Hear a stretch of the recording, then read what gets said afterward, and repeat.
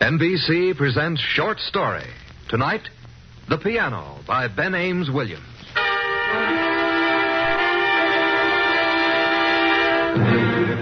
You may remember Strange Woman, the Ben Ames Williams novel, a powerful, brooding tale with a strong, dramatic line. He's that kind of a writer, always at grips with the major passions. Best of all, he's never dull. This same quality of excitement comes through in his short stories in a book entitled Fraternity Village. Our favorite was one called The Piano. You'll hear it transcribed. Here now, The Piano by Ben Ames Williams.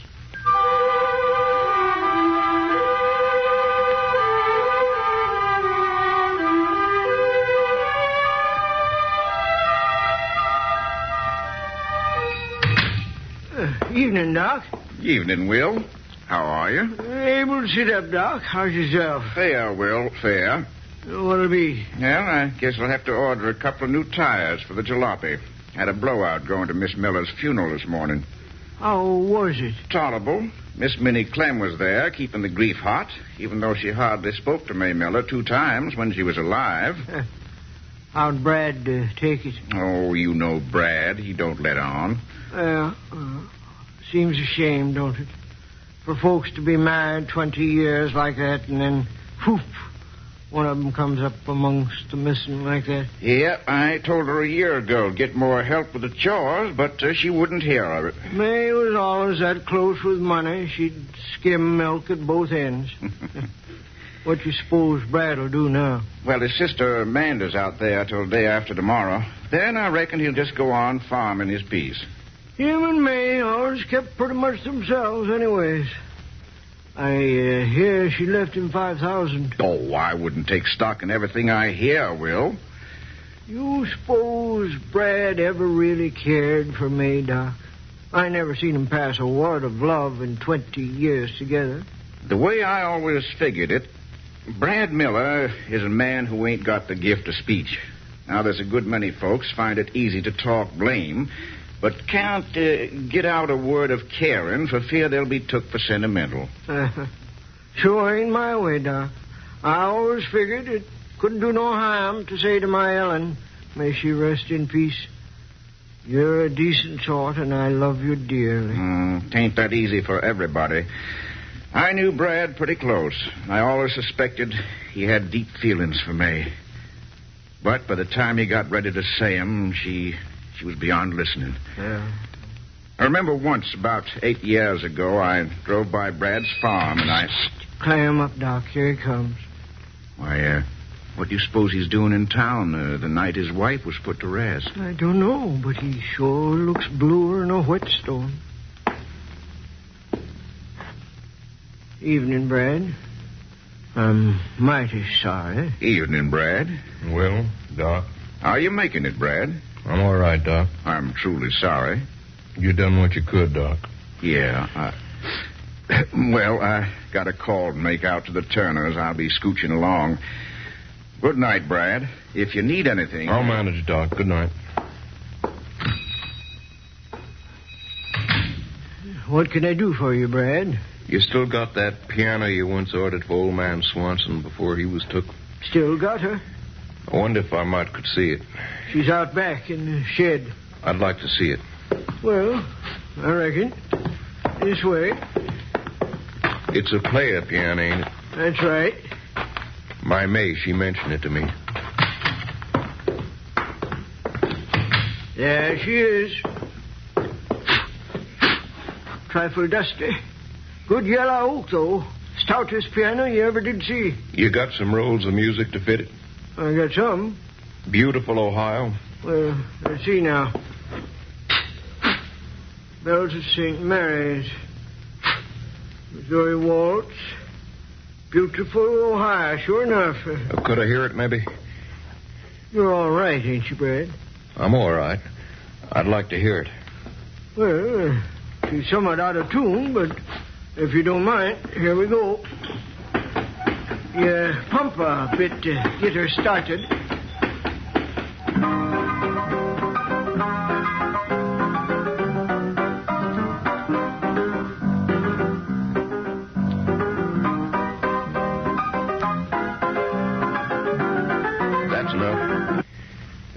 How much? 75 cents a roll. Well, the piano, I mean. Now, you ain't figuring on buying a piano. I am. But you don't play the piano, Brad. My wife, May, can play. Brad, your May's dead. It's all in a manner of looking at it. She always wanted a piano. But she's dead, Brad. No call for her to be without a piano. We spoke of it ever so often, but somehow I never got around to getting it for her. Seemed like there was always something. One year, a new roof for the hen house. Next, we was after a herd bull. Then it was seeding the pasture. She had a heart that set on it, too. But there was always something, seemed like. I'll take it. Brad, this piano costs $600. You send it round in the morning. You got that much money? I got some insurance fella brought it today. Let's see. $3, $4, $5, $600. There you are. You send it round first thing in the morning. My sister Amanda will be there.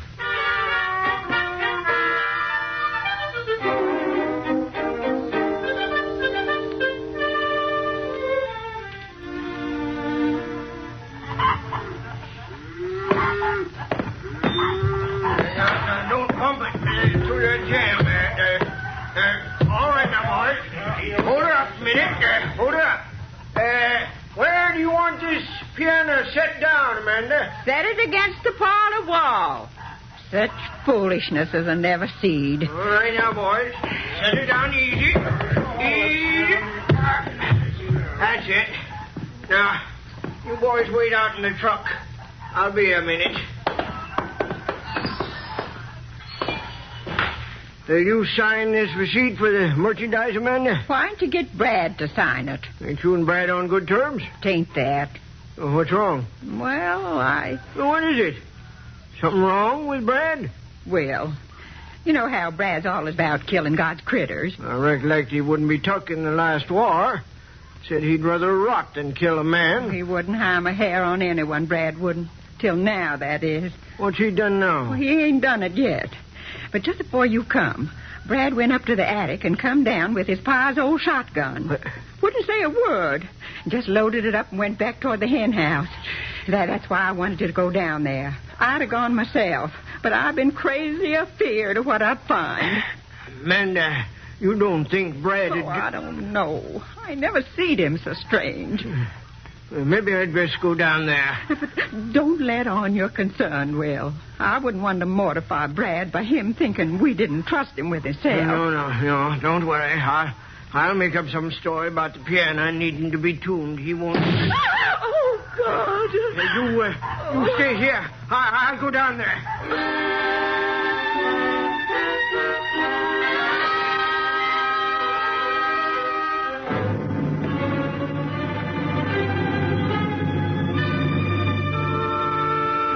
Brad! What in tarnation? Good morning, Will. I hear the shotgun go off. I wondered... I was just trying it out. You got the piano delivered? Just now. What you doing, Brad? How come you got that shotgun rigged up like that? Did Amanda put it in the parlor like I told her? Yes. Brad, what you figuring on doing? Oh, don't get yourself all puffed up in a gale, Will. A fox has been stealing May's prize setting hens. I'm just setting up a spring gun to kill it. Well, I'll be... Well, you know I never held with killing God's critters, Will. But them hens was May's pride and joy. I promised her before she was took that I'd stop that fox. See here. I got this cod line attached to the trigger. Then back through this pulley to the window sash. He's going to be mighty surprised. I got number 3 shot and half a dozen 00 buck. Just tested it out. It works fine. Oh, you understand, don't you, Will? I can't let any critter kill May's hens. You understand that? Sure, Brad. I understand. Just be careful with that rig. Man get his head blowed off of that.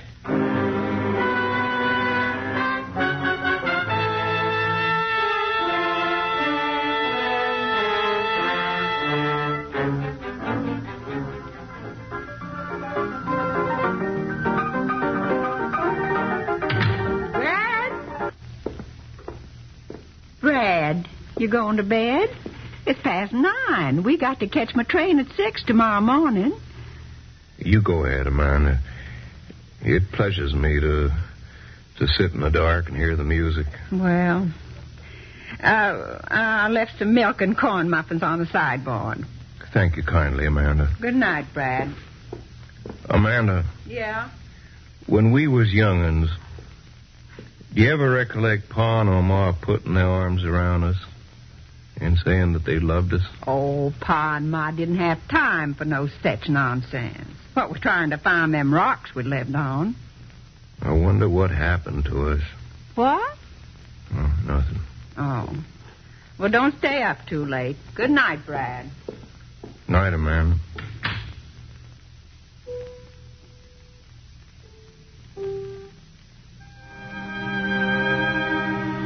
Well, May, I got you the piano. Funny. Seems like I've been sitting here the whole blessed night thinking about you and me and how we was. I've been remembering the first time we met over at the church social when I spilled the ice cream on you. You remember? I've been trying to figure out what happened to us. Seems like we never really got to speak what we felt for each other. Maybe it was the work, the doggone much work all the time. Work all the time. I can remember whole days, too, when we barely spoke a word to each other. Like we was 1,000 miles apart. I wonder now if you ever really knew, May, about the feelings I had buried way down underneath. They was there, May. Times I wanted to tell you. Times I felt like crying just looking at you them first years. I guess you never knowed. Seems a pity now. I wish you was here, May. It's lonesome. Mind yourself now, Brad. I'll be back tomorrow morning early. I'll be all right, man. You best stop at Will Bissell's and pick up some flour and sugar. Oh, and one of them new dry dusters. I'll give the place a good spandying up. I'll do that. Oh, bye, Brad. Bye, Amanda. Say, mister, Yep? I'm new in town. I wonder if you could help me out. Well, that depends. Is there a hotel around? No hotel, but if you're looking for a room, you might inquire over at the general store. Will Bissell generally knows about them things. Thanks. If you're looking for some work, I might could use a hand for a day or two. No, thanks. I'm just passing through. Suit yourself. I'm out on Roxbury Road if you change your mind. Miller, Brad Miller.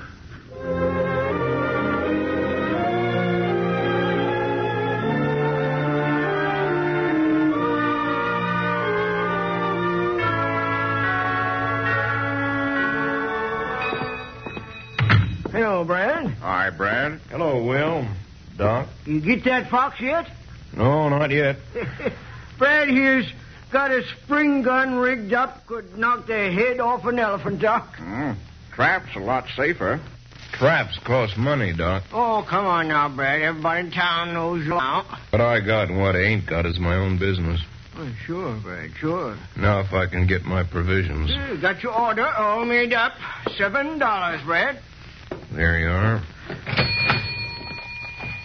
So long, Doc. So long, Will. Bye, Brad. Bye, Brad. Getting somewhat touchy, ain't he? Oh, he's going through a hard time. Now, who do you suppose this fella is? Looks like city clothes to me. Yes, sir. What can I do for you? You Will Bissell? That's right. The fella told me you might know where I could get a room for the night. Stranger in town? I'm just passing through. Well, I don't rightly know.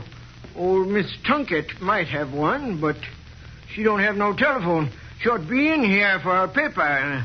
Couple of minutes, though, if you care to sit and wait. I'll wait. You got a bottle of pop? Help yourself. Over at the cooler. Doc. To listen to old Brad, you'd think he was poor poverty in a gale of wind. You wouldn't think he had $20,000. Well, what makes you think he's got $20,000? Gay Hunt had it from a lawyer at the county seat. I wouldn't credit Gay Hunt with cleaving to the truth. It figures, though, Doc. Man like Brad Miller don't walk in here and shell out $600 for a piano he can't even play. Listen, he's got plenty to spare. He don't keep it in no bank either. How do you know? Sarah Phillips over at the bank. She told me Brad don't even keep an account there. Well, if Brad Miller'd keep $20,000 hid around his house, he's a bigger fool than most. Here's the money for the pop. Eh? I guess I'll be pushing along. Well, ain't you going to wait for Miss Tunkett? I think I'll move on. Suit yourself. Say, though, ain't I met you somewhere before? Me? Yeah. I don't think so, friend. I swear I've seen your face before. Was it over at the county seat? Stop guessing, Elmer. I don't know you from Adam. You sure? Positive. Ain't that a stumper? You sure look like somebody I seen. If you're smart, you won't lose any sleep trying to figure it out. Well, so long. Which way's Roxbury Road? Just follow the main street, due east. It runs right into it. Thanks. So long. I swear I seen that face. It's an ordinary face. He looks kind of pale, though. Like he'd been sick, don't he? Sick or in jail? What's the matter? Nothing, Don. Nothing. I was just trying to think of something. That's all.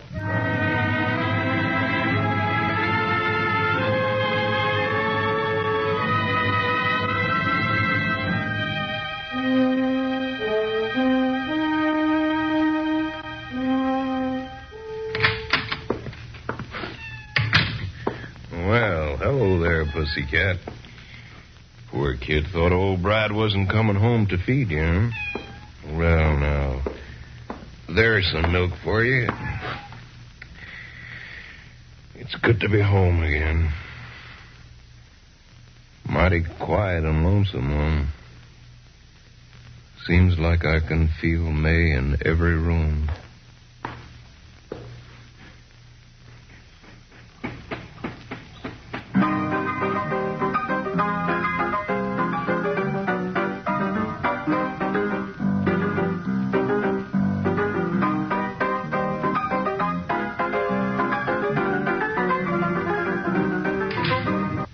What's that?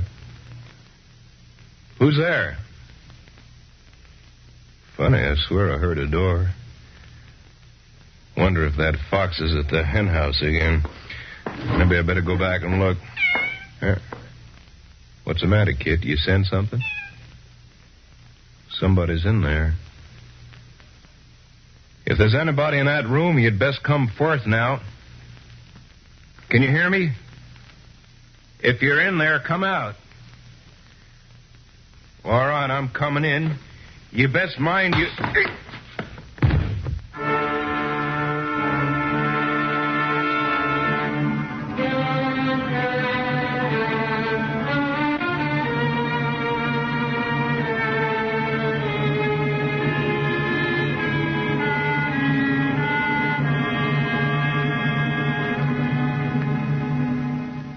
Oh, my head. Tied up. How'd I get tied to this chair? Oh. Gotta think now. There was somebody in there. There he is upstairs.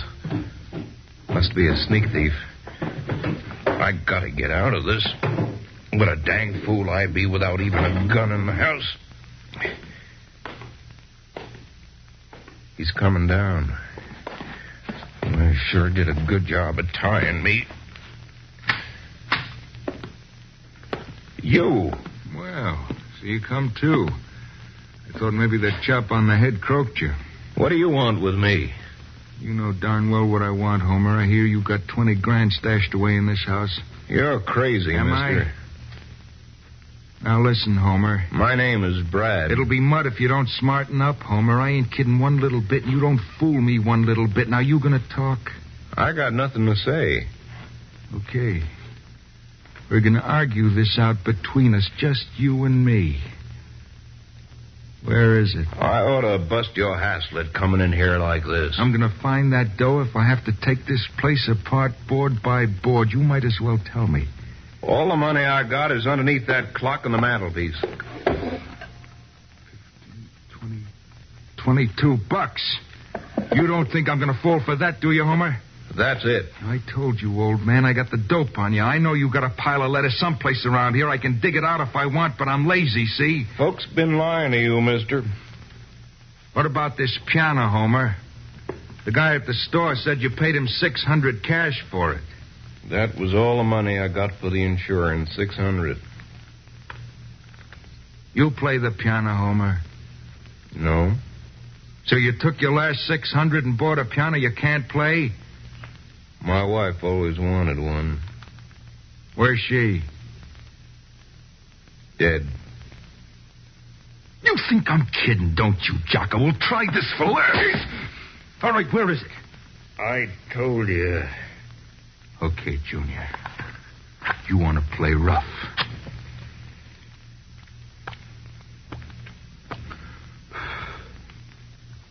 This is a pretty good cigar. But I don't feel like smoking.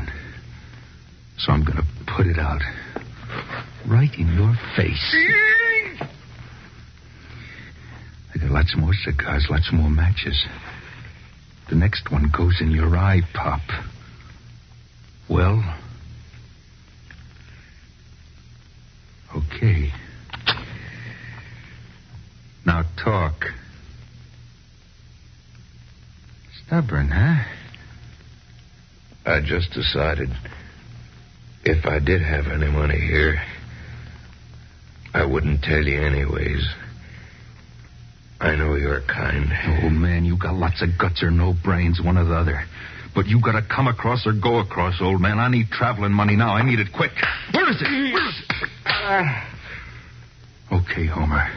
I'm putting this clock on the table. It's 10:15. I'll give you till 20 past. If you ain't told by then, I'll take this axe here and split your head. You might as well kill me now. I had a strong hankering to die lately anyways. You don't fool me, Homer. 5 minutes. If I go to sleep, you wake me up, will you?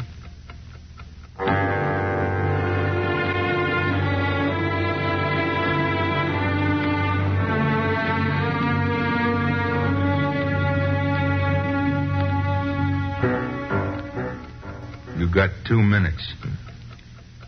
You woke me up. Come on, old man. Where is it? The cellar? Is it in the house somewhere? How about this sewing machine? No. Okay, Homer. I guess you and me wasted enough time.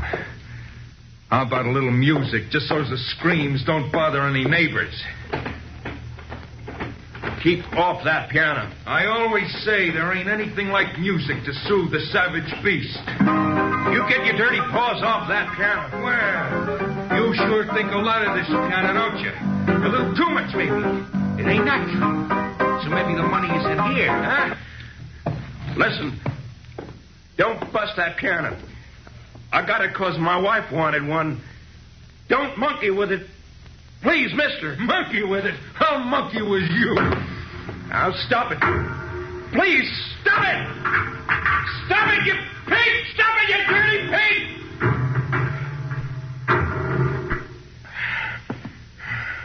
You old hound. There wasn't anything in it after all. I told you to leave it alone. I gave you your chance. Okay, Homer. You had it. Your time's run out. Now, I'm giving you one last chance to talk before I put this axe in your skull.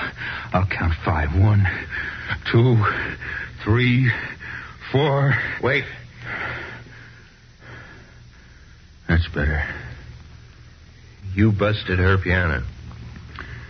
You busted May's piano. You gonna talk? I'll tell. Spill. The money. How much? $20,000. Where? Go back through the shed. And then? Well, the money's in the hen house. What part? You push up the window and reach down inside. You'll feel a nest. Lift it up. The money's in a tin box underneath. If it ain't there, Homer, you're gonna die awful slow. It's there. It better be. I'll be back. Nope. You won't be back. He busted your piano, May. Well, maybe one day I'll have money to get you another. Funny thing, we just never could seem to get enough of that piano. Well...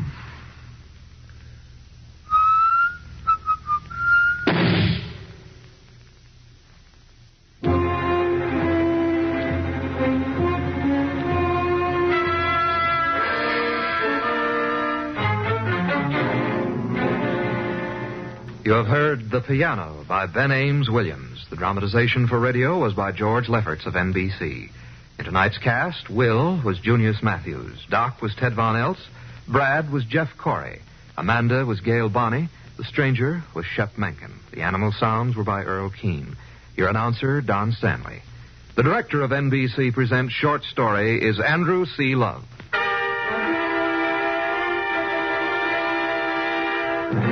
Be with us next week as NBC presents Short Story.